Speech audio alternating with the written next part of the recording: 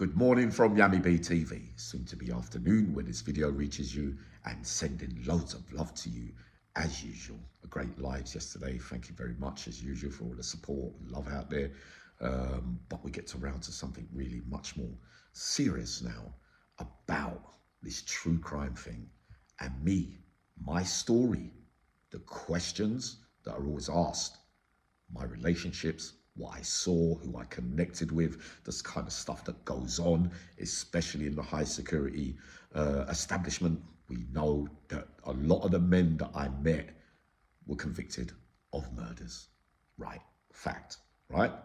Now, my reasoning behind my stories and everything, you lot ask me, I try to deliver the best I can. If I was there, I'll tell you if I was there. If not, I'll tell you who else was there and where it happened and where it took place to the best of my ability, right? Now, we get round to the last 6 weeks. And in those 6 weeks, I've had 4 messages of people that have supported me for a long, long time on my journey. And then it just so happens that names come up from the past fake life that I led. And we know that I got on well with a great lot of men in there. I only ever talk about, if they were proper and they carried themselves in the way that they did for that environment.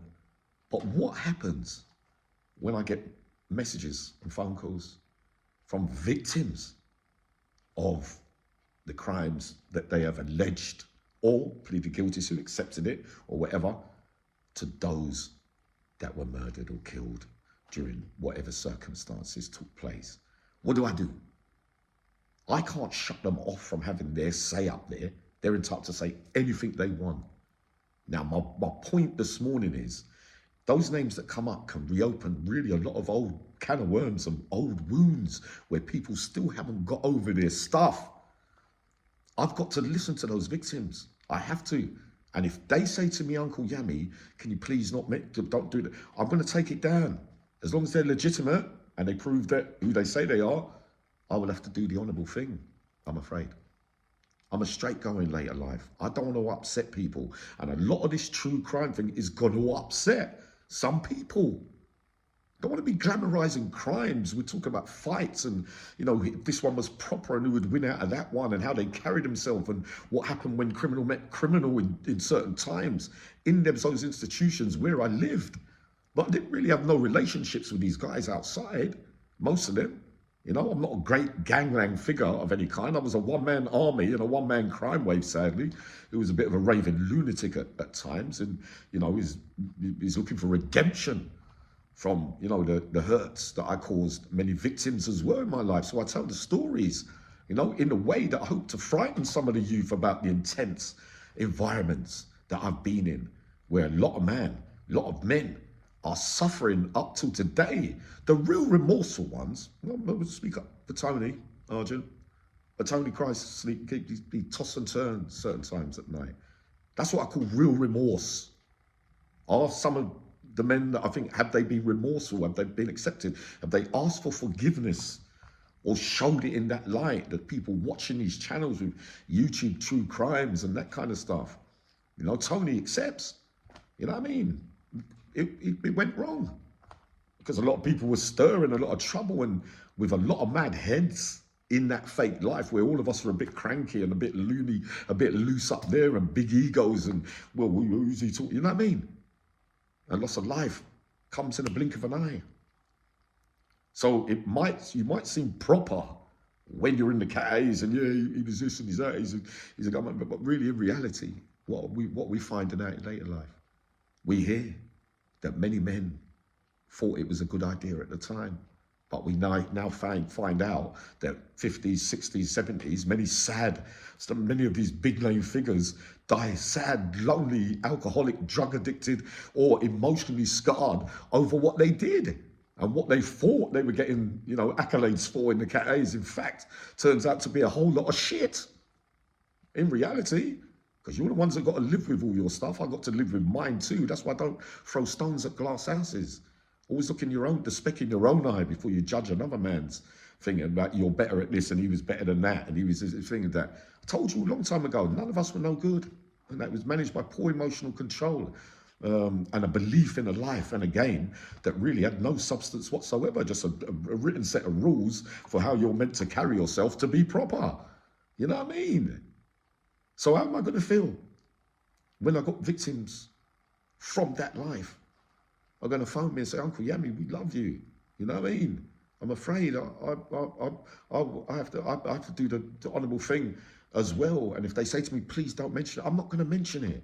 I ain't. So I'm saying to some of you lot that watch my channel, I want to pick up some bits and pieces because I know I get watched by all quarters, from all different walks of life, if you get what I mean, even the authorities and everything, and channels and true crime this, and they want to hear about that one, and they're spying on me to put in books and that kind of stuff because they know that most of the time, since I've been out, I will talk exactly what my opinion is on what I saw.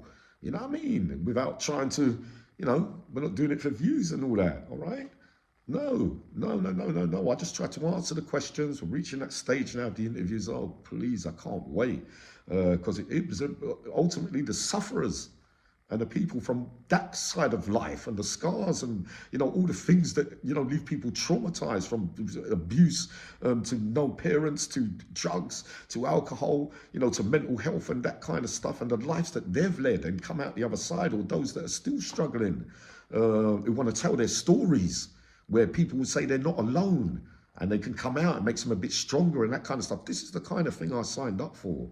There's nothing going to be worse for me than I've got to deal with, what's become apparent now is that there's a lot of victims out there, and it didn't slip my mind because it was always on my mind. We mentioned it, didn't we, last night?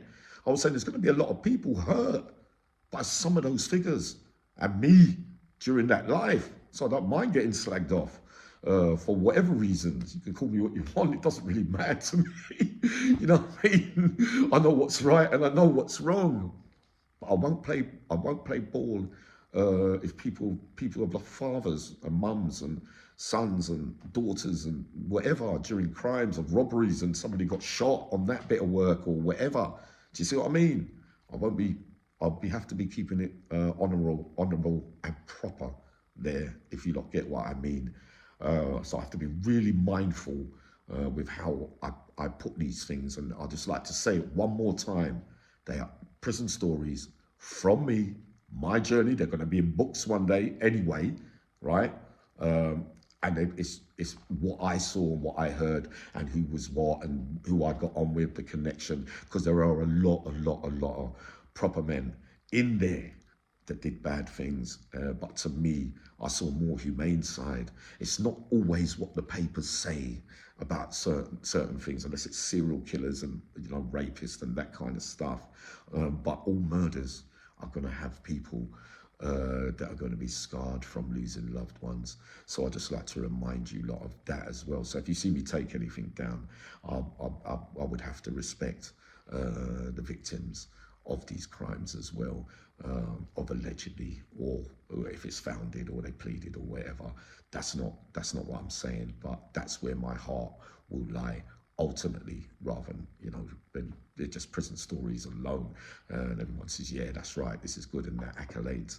I don't need it for that, really, to be honest. Yeah, just passing the time on my journey to get to the stage that we'll be moving to now. So yeah, any problems, any victims, you always get in touch with me. Let me know and I'll do the best I can. Loads of love to you all.